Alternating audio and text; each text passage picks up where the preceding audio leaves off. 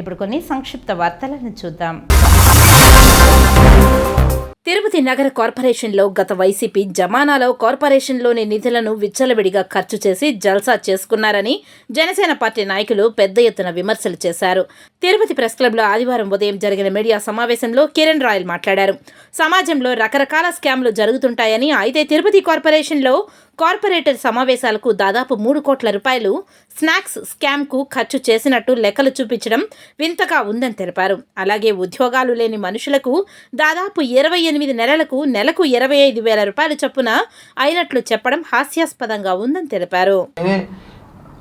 MLA ప్రతి ఒక్కటే భూమల అభినయరెడ్డి ఉన్నాడు ఇక్కడ, అందరూ తెలిసిన విషయం.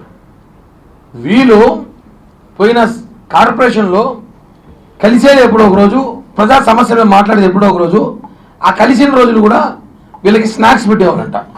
మనం మామూలుగా land scam, wine scam, mind scam, రకరకాల స్కాములు చూసారు.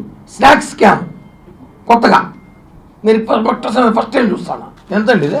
దీంట్లో ఒక సమోసా, వాళ్ళు స్నాక్స్ కార్పొరేషన్ అధికారులు అందరూ కలిస్తే ఒక 100 మంది 150 మంది ఉంటారు అనుకుంటాం.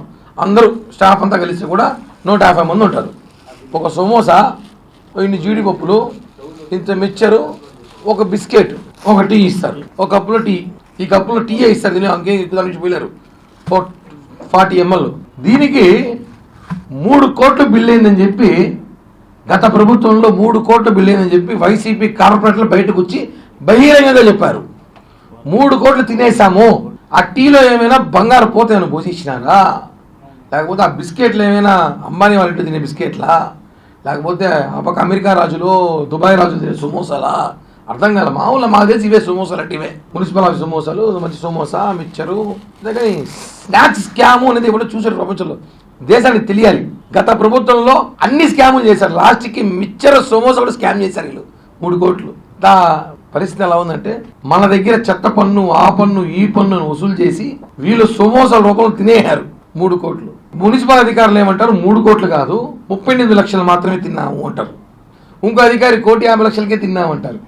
వైసీపీ కార్పొరేటర్, స్వయాన కార్పొరేటర్లు బయటకు వచ్చి 3 కోట్ల స్నాక్స్ అంటారు. తిరుపతి ప్రజలు ఇంత అమాయకులా? తిరుపతి ప్రజల్ని ఏమనుకుంటారు అర్థం కావట్లేదు.